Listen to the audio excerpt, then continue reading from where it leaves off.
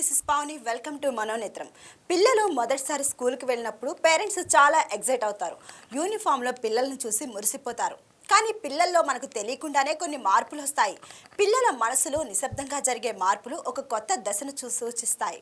ఈ మార్పులు ఒక్కసారిగా కనిపించకపోయినా నెమ్మదిగా వస్తూ ఉంటాయి. అవి పిల్లల ప్రవర్తన, భావోద్వేగ పరిస్థితి, ఆలోచన సరళి సంబంధాలను నిర్మించడంలో బలమైన పాత్ర పోషిస్తాయి. మరి మొదటిసారి స్కూల్కి వెళ్ళే పిల్లల్లో వచ్చే మార్పులు ఎలా ఉంటాయో వివరించడానికి ప్రముఖ సైకాలజిస్ట్ పి రమాదేవి గారు వైకే టీవీ స్టూడియోకి వచ్చారు. మేడంతో మాట్లాడి మొదటిసారి స్కూల్కి వెళ్ళే పిల్లల్లో స్ట్రెస్ గురించి తెలుసుకుందాం. నమస్తే మేడం. నమస్తే అండి. అసలు మొదటిసారి స్కూల్కి వెళ్ళే పిల్లల మైండ్ సెట్ ఏ విధంగా ఉంటుంది? మొదటిసారి స్కూల్కి వెళ్ళే పిల్లలు అంటే మనం ఇప్పుడు మాట్లాడుకుంటే ఫస్ట్ 5 years ప్రతి పిల్లల లైఫ్లో చాలా క్రూషియల్ అండి. సో 0 to 1 years ఉన్నప్పుడు వాళ్ళకి ఎఫెక్షన్, అటాచ్మెంట్ అనేది చాలా ఇంపార్టెంట్. ఆ తర్వాత 2 to 3 years వచ్చేసరికి వాళ్ళకి ఎక్స్ప్లోరేషన్ ఉంటుంది. అంటే ఇప్పుడు మీరు చూడండి, పాకటం, నడవటం స్టార్ట్ చేసిన తర్వాత పిల్లలు ఒక చోట ఉండరు. దాని కిందకి దీని కిందకి దూరం వెళ్ళిపోతూ ఉంటారు. అవి లాగేసి ఇవి లాగేసి చేస్తూ ఉంటారు. సో ఎక్స్ప్లోర్ చేస్తూ ఉంటారు. అక్కడేముంది, ఇక్కడేముంది, ఏమవుతుంది అని చెప్పేసి. అంటే వాళ్ళకి సెన్స్ ఆఫ్ డేంజర్ అనేది తెలియదు. సో 3 to 5 years అనేసరికి సోషలైజేషన్ ఏజ్ అనమాట. ఇవన్నీ కూడా ఎరిక్సన్, పియాజెట్, వీళ్ళు సైకాలజిస్ట్ డెవలప్ చేసిన థియరీస్లో అవి. సో 3 to 5 years అనేది ఎక్స్ప్లోరేషన్ ఏజ్, సోషలైజేషన్ ఏజ్. అంటే వాళ్ళు బయటికి అప్పుడే స్కూల్కి వెళ్ళటం, పేరెంట్స్ని వదిలి బయటికి వెళ్ళటం అనేది మొదలవుతుంది. సో ఇప్పుడు 3 years అనేసరికి, అంటే ఇప్పుడు చాలామంది 2 yearsకే నర్సరీ అని చెప్పేసి పంపించేస్తున్నారు. అండ్ ఆ 2 years వాళ్ళకి ఏమీ తెలీదు, బయట ఎట్లా ఉంటుంది అనేది ఏమీ తెలీదు. అందుకనే పిల్లలు స్కూల్లో జాయిన్ చేయగానే ఏడవటము, తెలియకుండా నేను వెళ్ళను స్కూల్కి అని అనటము, ఇలాంటి ప్రాబ్లమ్స్ ఎక్కువగా వింటూ ఉంటాం. స్ట్రెస్ ఉంటుంది అంటారా? ఖచ్చితంగా స్ట్రెస్ ఉంటుందండి. సపరేషన్ యాంగ్జైటీ కూడా ఉంటుంది. సో ఆ సపరేషన్ యాంగ్జైటీ అనేది అప్పుడు దాకా పేరెంట్, అమ్మ ఎక్కువ అటాచ్డ్గా ఉంటారు. ఆ అమ్మాయి అన్నీ చూసుకుంటారు. స్నానం చేయించడం, బ్రేక్ఫాస్ట్ పెట్టడం, భోజనం పెట్టడం, ఆడుకోవటం అన్నీ వాళ్ళకే ఉంటాయి, వాళ్ళతోనే ఉంటారు. ఎప్పుడైతే అమ్మ కనపడదు అని అనిపిస్తుందో వాళ్ళకే అమ్మ నాకు దూరంగా వెళ్ళిపోతుంది అని ఒక యాంగ్జైటీ స్టార్ట్ అయిపోతుంటుంది. అని దానివల్ల కూడా కొంతమంది పిల్లలు ఎక్కువ స్కూల్కి వెళ్ళడానికి ఇబ్బంది, అక్కడ నువ్వు ఉండవు కదా అని అడుగుతూ ఉంటారు అనమాట. అందుకని వాళ్ళు పిల్లల్లో స్కూల్కి వెళ్ళాలి అంటే వాళ్ళల్లో కూడా యాంగ్జైటీ అనేది ఉంటుంది, స్ట్రెస్ ఉంటుంది, ఖచ్చితంగా ఉంటుంది. స్కాలాస్టిక్ స్ట్రెస్ అంటే ఏంటి? స్కాలాస్టిక్ స్ట్రెస్ అంటే, స్కాలాస్టిక్ అంటే అర్థము రిలేటెడ్ టు స్కూల్కి సంబంధిత. అంటే ఇప్పుడు స్టూడెంట్ లైఫ్లో తన ఫేస్ చేసే యాంగ్జైటీస్ కానివ్వండి, స్ట్రెస్ కానివ్వండి, వర్క్ లోడ్, ఎడ్యుకేషన్ లోడ్ కానివ్వండి, ఇవన్నీ యాంగ్జైటీస్, అనీజీనెస్, ఇవి ఏవైతే ఫేస్ చేస్తూ ఉంటారో దానివల్ల ఎలాంటి మెంటల్ అండ్ ఫిజికల్ డిస్టర్బెన్సెస్ వస్తాయో దాన్ని స్కాలాస్టిక్ స్ట్రెస్ అంటాము. అది స్కూల్కి స్టార్ట్ అయినప్పుడు, అంటే అది నర్సరీ అవనివ్వండి, కిండర్గార్టెన్ అవ్వండి, ఎప్పుడైతే ఫస్ట్ నుంచి స్కూల్కి లైఫ్ స్టార్ట్ అవుతుందో అప్పటి నుంచి అది వాళ్ళకి till they complete they graduation అని, till they settle in the jobs, వాళ్ళకి ఆ స్ట్రెస్ అనేది ఉంటుంది. చిన్నపిల్లలు ఎలాంటి ఛాలెంజెస్ ఎదుర్కొంటారు? చిన్నపిల్లలకి బేసిక్గా చాలా ఛాలెంజెస్ ఉంటాయండి. ఫస్ట్ ఎడ్యుకేషన్కి అలవాటు పడాలి. అంటే కొత్తగా ఆల్ఫాబెట్స్ రాయటం అవన్నీ నేర్చుకోవాలి. Next adjustment issues. అమ్మను వదిలి లేదా ఇంటిని వదిలి స్కూల్కి వెళ్ళాలి. కొత్త వాతావరణం ఉంటుంది, కొత్త స్నేహితులు ఉంటారు, కొత్త టీచర్స్ ఉంటారు, అక్కడ ఎవరు మీకు తెలియదు. సో వాళ్ళ డైలీ స్కెడ్యూల్ కూడా మారాలి. ఇంటి దగ్గర ఉన్నప్పుడు అంటే ఎప్పుడంటే అప్పుడు లేస్తారు, ఎప్పుడంటే అప్పుడు పడుకుంటారు. స్కూల్కి స్టార్ట్ అయిన తర్వాత వాళ్ళు ఒక టైంలో లెగవాలి, ఒక టైంకి స్కూల్కి రెడీ అయిపోయి వెళ్ళిపోవాలి. భోజనం, ఎస్పెషల్లీ ఫుడ్ అనేది ఇక్కడ ఒకటి కాకపోతే ఒకటన్నా తింటారు, ఏదో చాయిస్ ఇస్తాము. కానీ స్కూల్కి వెళ్తే వాళ్ళు స్టిపులేటెడ్ టైంలోనే వాళ్ళు తినాలి, స్టిపులేటెడ్ టైంలోనే వాళ్ళు ఆడుకోవాలి, పడుకోవాలి అనేది ఒక టైం టేబుల్ అనేది అయిపోతుంది. కాబట్టి దానికి అడ్జస్ట్ చేసుకోవటం వాళ్ళకి కష్టం అవుతూ ఉంటుంది. ఇంకొకటి లెర్నింగ్. అందరూ ఫాస్ట్గా నేర్చుకోలేరు, కొంతమంది స్లోగా ఉంటారు, కొంతమంది ఈజీగా అకామిడేట్ అయిపోతారు పిల్లలతో, కొంతమంది అవ్వలేరు. సో వాళ్ళ డిఫరెంట్ టెంపర్మెంట్స్ ఉంటాయి. వీళ్ళు షైగా ఉంటారు, కొంతమంది యాక్టివ్గానే ఉంటారు, కొంతమంది ఇంట్రోవర్ట్గా ఉంటారు. సో వీళ్ళందరూ ఉన్నప్పుడు మిగిలిన వాళ్ళతో వాళ్ళని వాళ్ళు ఎలా అడ్జస్ట్ చేసుకోవాలనేది ఇష్యూ ఉంటుంది. మేకింగ్ ఫ్రెండ్స్ చేసుకోవటంలో, కొత్త ఫ్రెండ్స్ అందరూ ఇప్పుడు చాలా కంప్లైంట్స్ వస్తాయి. నేను అందరికీ హోంవర్క్ అడిగిపోతే ఇస్తాను, కానీ నాకు ఎవరు హోంవర్క్, నేను స్కూల్ మిస్ అయితే నాకు హోంవర్క్ ఎవరు చెప్పట్లేదు అని చెప్పేసి కంప్లైంట్స్ వస్తూ ఉంటాయి.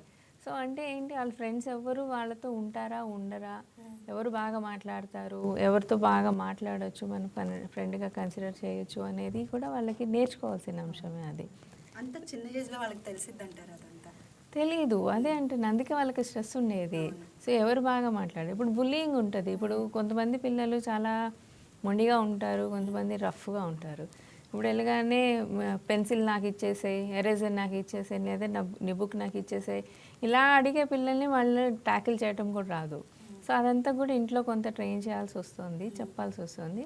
అలాగే వాళ్ళ నేర్చుకునే లాంగ్వేజ్, ఎస్పెషల్లీ వీళ్ళు ఇంట్లో అంతా మదర్ టంగ్ యూస్ చేస్తాము. మదర్ టంగ్ యూస్ చేసి ఒక్కసారి ఇప్పుడు స్కూల్కి వెళ్ళి ఇంగ్లీష్ నేర్చుకోవాలి, మ్యాథమెటిక్స్ నేర్చుకోవాలి, సైన్స్ నేర్చుకోవాలి, ఇన్ని సబ్జెక్ట్స్ నేర్చుకోవాలి. సో వాళ్ళ అన్ని మోడ్ ఆఫ్ టీచింగ్ ఇంగ్లీష్లోనే ఉంటుంది. అంటే ఇంగ్లీష్లో నేర్చుకోకపోతే వాళ్ళు బ్యాక్ అయిపోతారేమో అని పేరెంట్స్ భయం ఉంటుంది.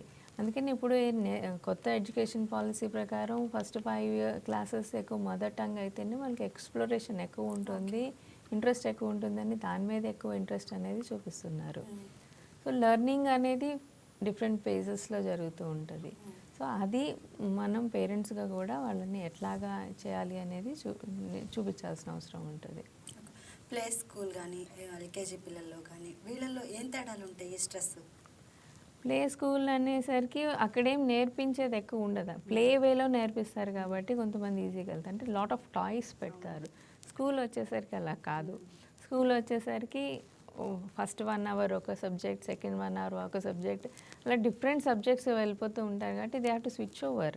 ఒక ఇంగ్లీష్ నుంచి మ్యాథ్స్ నుంచి స్పెల్లింగ్ నుంచి ఇది, ప్లస్ కొంతమంది దిద్దుతూ రాస్తూ ఉంటారు. అంటే ఎల్కేజీలో కిండర్గార్టెన్ ఒక స్లేట్ ఇచ్చి నెంబర్స్ రాస్తూ దిద్దుతూ ఉండాలి.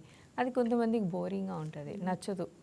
సో ఎన్నిసార్లు రాయాలమ్మా, ఎందుకు స్కూల్కి వెళ్ళాలా, నేర్చుకోవాలా, అవసరమా, ఇన్ని క్వశ్చన్స్ వాళ్ళు వేస్తూ ఉంటారు. సో ఎగ్జాంపుల్ మా అబ్బాయికి జాయిన్ చేసినప్పుడు అందరూ ఫాస్ట్గా నేర్చేసుకుంటున్నా, మా వాడికి నచ్చట్లా, నేర్చుకోవట్లా. వీడి హెచ్ వరకు ఉంటే మిగిలిన వాళ్ళందరూ ఓ వరకు ఉన్నారని ఆ టీచర్ కంప్లైంట్ చేశారు. ఇట్స్ ఓకే అండి, నేర్చుకుంటాడులేండి అని నేను అంటా ఉంటే టీచర్స్ వైపునే ప్రెషర్ ఉండేది. ఏంటి మీ వాడు ఇంకా రాలేదా? సో ఎల్కేజీలో ఏం నేర్చుకుంటాడు, ఆల్ఫాబెట్సే కదా వస్తాయిలే అనేది. సరే ఏంటంటే దాని మీద ఇలా రాయాలి నాకు రాయబుద్ధి కావట్లేదని. సో అక్కడ ఏం చేశానంటే ఒక వైట్ బోర్డ్ తీసుకున్నా, పైన ఆల్ఫాబెట్స్ రాసి కింద నువ్వు రాయి. వితిన్ 2 days జెడ్ వర్క్ వచ్చేసాయి. సో అంటే లెర్నింగ్ పేస్ అనేది డిఫరెంట్గా ఉంటుంది. టీచర్ టీచ్ చేసే వే అందరినీ ఒకే పందాల్లో కూడా వేయలేము. అందరూ టీచర్స్ అందరూ కూడా అందరినీ కాన్సన్ట్రేట్ చేయడం కష్టం అవుతుంది. అంటే ఒక సెక్షన్లో 30-40 స్టూడెంట్స్ ఉంటే ఒక టీచర్కి దొరికే 45 minutesలో ఎంత టైం ఒక స్టూడెంట్కి పెట్టగలరు? సో ఇవన్నీ ఉంటాయి. కొంతమంది ఫాస్ట్గా నేర్చుకున్న వాళ్ళు ఉంటారు, హైపర్ యాక్టివ్గా ఉన్న వాళ్ళు ఉంటారు, కొంతమంది స్లో లెర్నర్స్ ఉంటారు, కొంతమందికి నేర్చుకోవటం లెర్నింగ్ డిజబిలిటీస్ ఉంటాయి. సో ఇవన్నీ ఐడెంటిఫై చేయడానికి టీచర్కి కూడా కొంత టైం కావాలి, టైం పడుతుంది కూడా.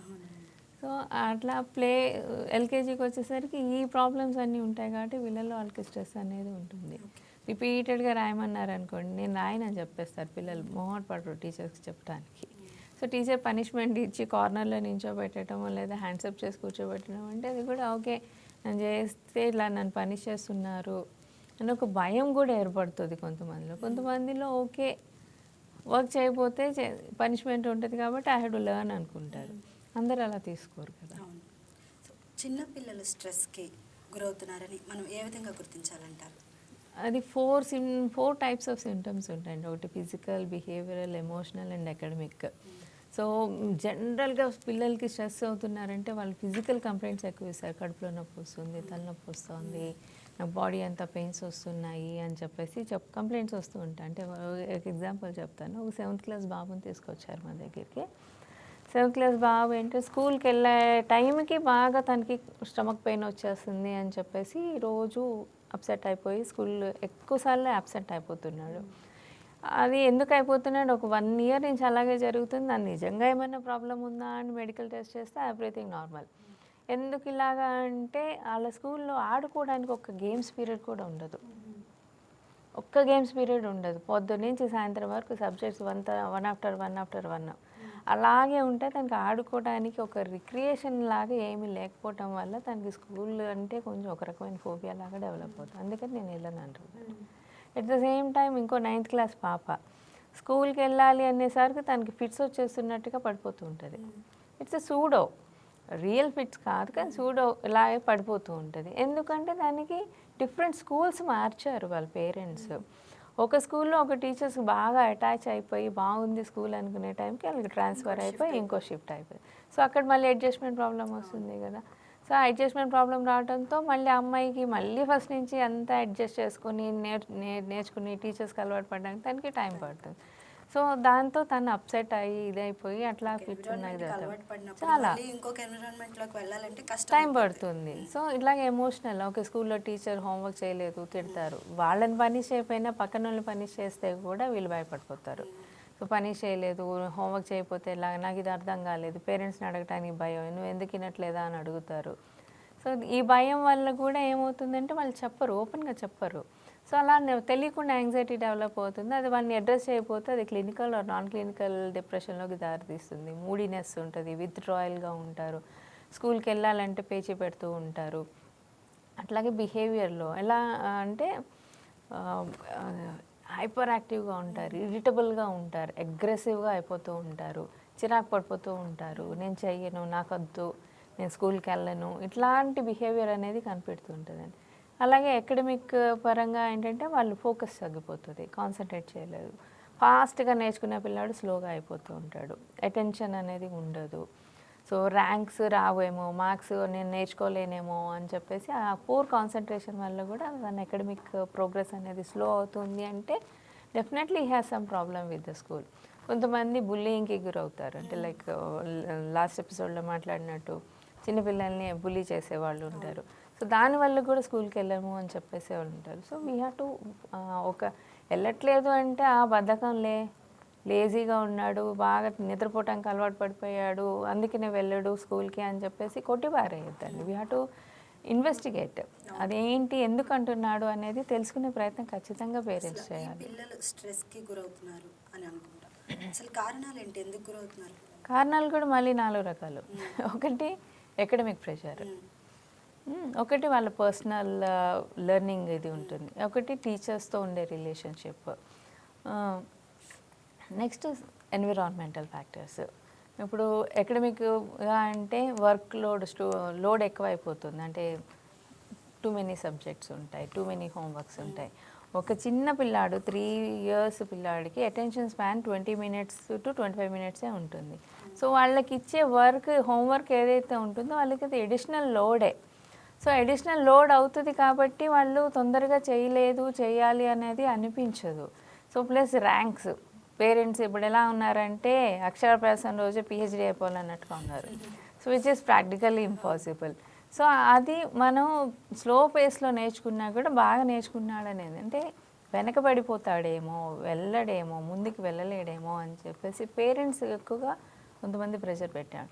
సో కొంతమంది ఓకే ఏం పర్వాలేదులేనా నీ ఎదులో నువ్వు చేసుకో అంటే పేరెంట్స్కి మిగిలిన వాళ్ళు ప్రెషర్ పెడుతుంటారు, ఏంటి మీ ఆవిడ ఇది కూడా నేర్చుకోలేదా. సో పేరెంట్స్ వాళ్ళకి నచ్చినట్టు లేదా పిల్లాడికి ఏది అవసరమో అని నేర్పించే విధంగా కూడా పేరెంట్స్ని ఉండనివ్వట్లా కొంతమంది. సో అలా ఉంటుంది. ప్లస్ మెయిన్ ఇంపార్టెంట్గా ఏంటంటే టీచర్కి స్టూడెంట్కి ఉన్న రిలేషన్షిప్. ఒక నెగిటివ్ రిలేషన్షిప్ ఉందనుకోండి, అంటే సపోజ్ ఇప్పుడు మ్యాథ్స్ టీచర్స్ అంటే చాలామంది భయం, కొడతారు అని. చాలామందికి మ్యాథ్స్ సబ్జెక్ట్ అంటే భయం ఏర్పడడానికి కూడా అది ఒక కారణం. కొడతారేమో అని చెప్పేసి ఆ టీచర్ అంటే భయం ఏర్పడుతుంది, ఆ సబ్జెక్ట్ని ఇంట్రెస్ట్గా వినరు, నేర్చుకోరు. అలాగే కొంతమంది టీచర్స్ చాలా బాగా ఎక్స్ప్లెయిన్ చేసి లేదా పిల్లలతో చాలా ఫ్రెండ్లీగా ఉన్నారు అంటే ఆ సబ్జెక్ట్లో ఎక్సెల్ అవుతారు. సో ఆ స్టూడెంట్ టీచర్ రిలేషన్షిప్ అనేది కూడా చాలా ఇంపార్టెంట్. అందుకని చాలామంది చెప్తారు, if you start loving the student or if you start loving the teacher, ఆ సబ్జెక్ట్ కూడా ఇంట్రెస్ట్గా ఈజీగా నేర్చుకుంటాము అని చెప్పేసి. సో అది చాలా ఇంపార్టెంట్. సో బోరింగ్ ఎన్విరాన్మెంట్ ఉండకూడదు. సో అంటే క్లాస్ రూమ్స్ కూడా కొంచెం అట్రాక్టివ్గా ఉండాలి చిన్నపిల్లలు కాబట్టి, అంటే ఇప్పుడు మ్యాక్సిమం స్కూల్స్ చేస్తున్నాయి. సో అట్రాక్టివ్గా ఉండాలి, పిల్లల్ని ఎక్స్ప్లోర్ చేసే విధంగా ఉండి ఒక ప్లేవే యాక్టివిటీస్ అనేవి ఎక్కువగా పెడతా ఉంటే వాళ్ళు ఇంకా ఎక్కువ ఈజీగా నేర్చుకోవడానికి ఛాన్సెస్ ఎక్కువ ఉంటాయండి. పిల్లల్ని స్కూల్లో జాయిన్ చేసే ముందు పేరెంట్స్ ఎటువంటి జాగ్రత్తలు తీసుకోవాలంటారు? పేరెంట్స్ పేరెంట్స్ ఇప్పుడు ఆల్మోస్ట్ అందరు చాలా కేర్ఫుల్గానే ఉంటున్నారు సెలెక్ట్ చేసుకోవడానికి. సో పేరెంట్స్ కొంతమంది ఎక్కువగా ఇంటర్నేషనల్ స్కూల్స్ ప్రిఫరబుల్, అంటే ఫస్ట్ క్లాస్ నుంచి కూడా మంచి ఫౌండేషన్ స్కూల్లో వేసేస్తే వాళ్ళు బాగా నేర్చేసుకుంటారు, మనం ఇంకా వెనక్కి తిరిగి చూసుకోకర్లేదు అనుకునే పేరెంట్స్ కొంతమంది ఉంటే, ఆ స్కూల్లో మా వాడు సేఫ్గా ఉంటాడా అని చూసుకునే పేరెంట్స్ కొంతమంది ఉన్నారు. సో పిల్లలకి పేరెంట్స్ జస్ట్ స్కూల్స్ ఎట్లా ఉన్నాయి, ఎలా ఉన్నాయి, ప్లే గ్రౌండ్స్ ఉన్నాయా లేదా, వాళ్ళ రిక్రియేషన్స్ కూడా వాళ్ళకి టైం ఇస్తారా, పిల్లల్ని అన్ని యాక్టివిటీస్లో ఇన్వాల్వ్ చేసేటట్టుగా ఆ స్కూల్ ఉందా లేదా, ఇవన్నీ చూసుకోవాలండి. ఇప్పుడు చాలా స్కూల్స్ చూడండి గ్రౌండ్స్ ఉండవు, వాళ్ళకి ఆడుకోవడానికి అనేది ఉండదు. ఒక మూవీలో కూడా ఒక డైలాగ్ ఉంటుంది, ఒక తర్వాత రోజుల్లో గేమ్స్ పీరియడ్ అనేది ఒకటి ఉండేది అని నేర్చుకోవాల్సి వస్తుంది అనేటట్టుగా అయిపోతుంది సిచ్యువేషన్ అని చెప్పి. సో అట్లాంటి సిచ్యువేషన్ రాకుండా ఉండేటట్టుగా స్కూల్లో అంటే హోలిస్టిక్ ఎన్విరాన్మెంట్ అనేది ఉండాలి, డెవలప్మెంట్ అనేది ఉండేలాంటి స్కూల్ వెతుక్కుంటే మంచిది. సో పిల్లల్ని ఎలా ప్రిపేర్ చేయాలి అంటే స్కూల్ పిక్చర్స్ చూపించటం, పిల్లల్ని ఎదుగు ఇలా వెళ్తున్నారు అని చూపించటము, లేదా డైరెక్ట్గా ఒకసారి స్కూల్కి వెళ్ళి తీసుకెళ్ళిపోండి. ఇప్పుడు ఇద్దరు పిల్లలు ఉన్నారు అనుకున్నాం, ఫస్ట్ అబ్బాయి కొంచెం పెంచి పెడతాడు, పాప బాబు ఎవరైనా సరే వెళ్ళటానికి కొంచెం ఇబ్బంది పడుతూ ఉంటారు. సరే వాళ్ళని చూస్తే ఇంటి దగ్గర నేర్చుకుని సెకండ్ పిల్లలు ఈజీగా వెళ్ళిపోయే వాళ్ళు ఉన్నారు. కానీ ఫస్ట్ పిల్లలు కొంచెం సైలెంట్గా బాధపడే వాళ్ళు ఉంటారు, చెప్పరు. సో అది ఓకే, అన్నయ్య బాధపడట్లేదు అని అనుకుంటారు, కానీ నాకు ఏడుపు వస్తుందని చెప్పి రెండో పిల్లలు బాగా గట్టిగా ఏడ్చేస్తారు స్కూల్కి వెళ్ళడానికి. నేర్చుకోవడం ఈజీగానే నేర్చుకుంటారు కానీ సో అది ఒకరిని చూసి ఒకళ్ళు ఇది కూడా ఉంటుంది. సో అది అంతా కూడా పిల్లల్ని ఓకే స్కూల్ అంటే ఇలా ఉంటుంది, ఇక్కడ ఇన్ని నేర్చుకోవచ్చు, ఒక ఇంట్రెస్టింగ్. కానీ కొంతమంది పేరెంట్స్ ఏం చేస్తారు, సరే నువ్వు ఇప్పుడే కదా ఆడుకునే, స్కూల్కి వెళ్ళాక నీ పని ఉంటుందిలే, నీకు అక్కడికి వెళ్ళాక టీచర్స్ బాగా కొడతారు, ఈ భయాలు నేర్పిస్తారు. అవి అసలు అవాయిడ్ చేయాలండి, కంప్లీట్గా అవాయిడ్ చేయాలి. అప్పుడు వాళ్ళు వెళ్ళరు కదా, ఇష్టపడరు. అందుకే అంటున్నా పేరెంట్స్ మనం ఎంతవరకు వాళ్ళకి పాజిటివ్గా చెప్పి ఇలా ఉంటుంది అంటే, ఇనీషియల్గా ఎవరి పిల్లలైనా కొంచెం టెన్షన్ యాంగ్జైటీ ఫీల్ అవుతారు, అమ్మ కనపడదు అని చెప్పేసి ఫీల్ అయ్యి ఉంటారు. కానీ గ్రాడ్యువల్గా టీచర్స్ ఎవరైతే వాళ్ళని అక్కన తీసుకొని చేర్చుకొని బాగా ఇది చేస్తారో ఖచ్చితంగా వెళ్తారు. అండ్ ఎల్కేజీ యూకేజీ టీచర్స్కి చాలా పేషెన్స్ ఉంటుందండి, చాలా పేషెన్స్ ఉంటుంది. And with experience they will also learn how to tackle children, how to handle them, వాళ్ళ ఎమోషన్స్ ఎలా హ్యాండిల్ చేయాలని వాళ్ళకి అర్థమవుతూ ఉంటుంది. సో చాలా స్కూల్స్లో కిండర్ గార్డెన్కి ఓన్లీ హాఫ్ డే స్కూల్సే ఉంటాయి. సో బట్ కొంతమందికి ఏంటంటే లాంగ్ జర్నీస్ వర్కింగ్ ఉంది కాబట్టి డే అంతా ఉంచాల్సిన టైం ఉంటుంది. సో వాళ్ళకి ఆఫ్టర్నూన్ అంతా ప్లే పీరియడ్సే ఉంటాయి, స్లీపింగ్ టైం ఉంటుంది.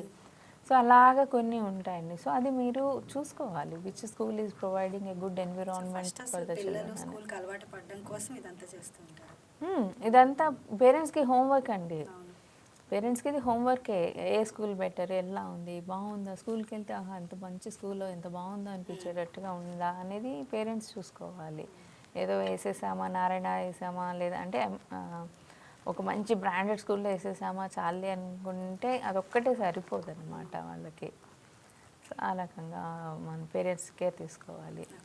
సో స్కూల్ నుంచి పిల్లలు వచ్చాక తల్లిదండ్రులు వాళ్ళని ఎలా రిసీవ్ చేసుకోవాలి, వాళ్ళతో ఎలా ఇంటరాక్ట్ అవ్వాలంటారు? Good question. పేరెంట్స్ చిన్న పిల్లలు అనేసరికి వాళ్ళు ఫస్ట్ డే హ్యాపీగా స్కూల్కి వెళ్ళి వచ్చారంటే ఫస్ట్ అప్రిషియేట్ చేయండి. You did a very good adventure, మమ్మల్ని వదిలి ఉన్నావు, చాలా మంచి అడ్వెంచర్ చేసావు అని చెప్పేసి అప్రిషియేట్ చేయండి.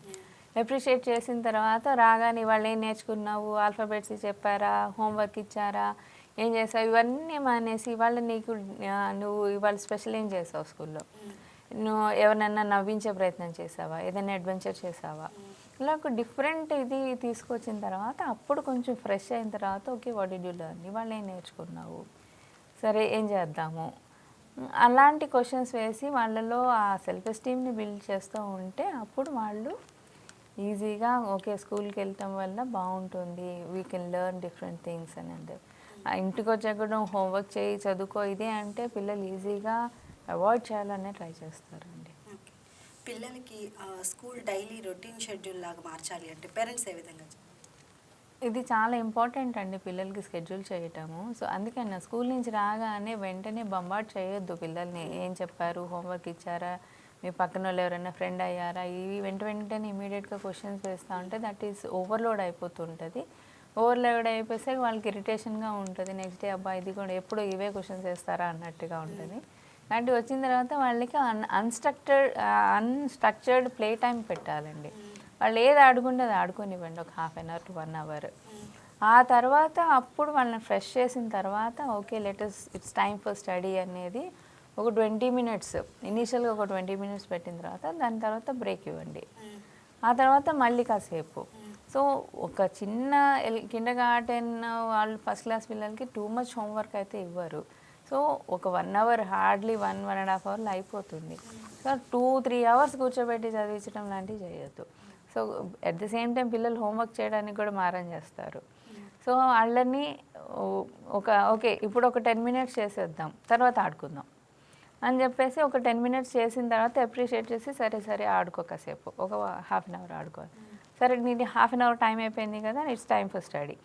ఇట్లాగా ఒక టైం టేబుల్ని ఇంట్రడ్యూస్ చేసుకుంటా, ప్లే టైం రెడ్యూస్ చేసుకుంటా, స్టడీ టైం గ్రాడ్యువల్గా ఇంక్రీజ్ చేసుకుంటా క్లాస్ పెరుగుతూ ఉంటుంది కదా, అదే టైం పనిచేయదు కాబట్టి కొంచెం ఇంట్రడ్యూస్ చేసుకుంటా ప్లే టైం రెడ్యూస్ చేసుకుంటా అప్రిషియేట్ చేస్తా వాళ్ళని. Okay you did a good thing, ఇవాళ చాలా బాగా చేసావు, ఇలా అప్రిషియేట్ చేసుకుంటా వాళ్ళలో కాన్ఫిడెన్స్ బిల్డ్ చేసుకుంటా ఉంటే అప్పుడు వాళ్ళు ఈజీగా ఏదైనా వింటారు. అండ్ ఎప్పుడైతే మనము ఈ టైం నుంచి ఈ టైం స్టడీ అన్నామో మేక్ షూర్ దట్ అది ప్రతిరోజు అదే టైం ఉండేలాగా చూసుకోండి. అంటే సమ్టైమ్స్ అది ఎప్పుడైనా ఎమర్జెన్సీస్లో స్కిప్ అవుతూ ఉంటుంది, బట్ ఇట్స్ ఓకే. అక్కడి నుంచి తర్వాత అయినా కానీ మీరు చెప్పాలి. ఒక ప్లేస్లో కూర్చొని చదవటం, టీవీ చూసి అన్నం తినిపించటము, ఇలాంటివన్నీ ఇవి అవాయిడ్ చేయాలి. చాలామంది ఏం చేస్తారంటే చదువుకున్నావు కదా టీవీ చూడంటారు.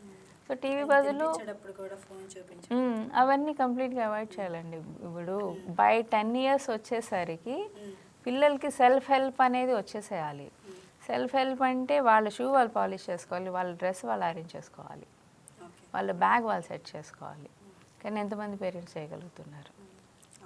సో ఈ జెన్ ఆల్ఫా అంటే ఎవరు, అసలు వాళ్ళ మధ్య డిఫరెన్స్ ఏంటి? జెన్ ఆల్ఫా అంటే జెన్జీలు అంటే 97 నుంచి 2010-11 వరకు పుట్టిన వాళ్ళు. ఆ తర్వాత పుట్టిన వాళ్ళందరూ జెన్ ఆల్ఫాలోకి వస్తారు. జెన్జీలు ఏంటంటే వాళ్ళకి ఆ ఇంటర్నెట్ అనేది ఇంట్రడక్షన్ అయిన ఏజ్ అనమాట. 97లో అప్పుడే వస్తుంది ఇంటర్నెట్. సో ఇప్పుడు ఈ 2009, 10, 11 మ్యాక్స్ ఉన్న వాళ్ళకి ఇంటర్నెట్, టీవీ, ఇవన్నీ స్మార్ట్ ఫోన్స్ ఇవన్నీ ఇంట్రడ్యూస్ అయిన ఏజ్. ఇప్పుడు జెన్ ఆల్ఫా అంటే 2012 నుంచి పుట్టిన వాళ్ళు టిల్ టుడే. వీళ్ళందరూ ఏంటంటే డిజిటల్ ఎరాలను పుట్టారు. అంటే వాళ్ళకి ఆ ఫోన్, మొబైల్ ఆర్ టెక్నాలజీ అనేది దాంతోపాటే పెరుగుతూ ఉంటారు. సో వీ కెనాట్ సే అది టెక్నాలజీని ఓవర్ యూజ్ చేస్తున్నారు అనేది కాదు, మిస్యూజ్ అనేది కాదు. వాళ్ళు అలాగ ఆ జనరేషన్లో పెరిగారు కాబట్టి అది వాళ్ళ టూల్ కాదు, వాళ్ళ దాంతో పెరగాలి అంతే. సో దానికోసం మన పేరెంట్స్ ఏం చేయాలి? సో ఎప్పుడు మానిటర్ చేయటం కాదు, we have to mentor them. Okay నువ్వు ఇలా చూస్తున్నావు కదా, what is good, what is bad. ఇప్పుడు డీప్ ఫేకింగ్ చాలా వచ్చేస్తున్నాయి. అంటే టీవీలో, మొబైల్లో చూపించేవన్నీ కూడా రియల్ అనేసుకుంటారు. సో అది రియల్ కాదు, ఇది ఎంతవరకు నిజం ఉందో అనేది కూడా డిప్రిసియేషన్ పేరెంట్సే చెప్పాలి. అండ్ అది ఎప్పుడు వస్తుంది? When parents spend some time with them. Time పెట్టినప్పుడే వాళ్ళకి అది తెలుస్తూ ఉంటుంది. And don't do helicopter parenting, lighthouse parenting చేయండి. హెలికాప్టర్ పేరెంటింగ్ అంటే మిస్టేక్స్ చేయకుండా ఆపటం, ఒక తప్పులు చేయకూడదు అనుకోండి, అది helicopter parenting. Lighthouse parenting అంటే వాళ్ళు నడవనివ్వండి, వెనకాల మీరు ఉండండి గైడ్ చేయడానికి. పక్కకి వెళ్తే రైట్లో వెళ్ళగా. లైట్ హౌస్ ఎలాంటిది డైరెక్షన్ చూపిస్తుంది కదా. సో ఆ పేరెంటింగ్ స్టైల్ అనేది ఇప్పుడున్న జెన్ ఆల్ఫాకి ఇంపార్టెంట్. సో అంటే parents they have to upgrade their system అంతే.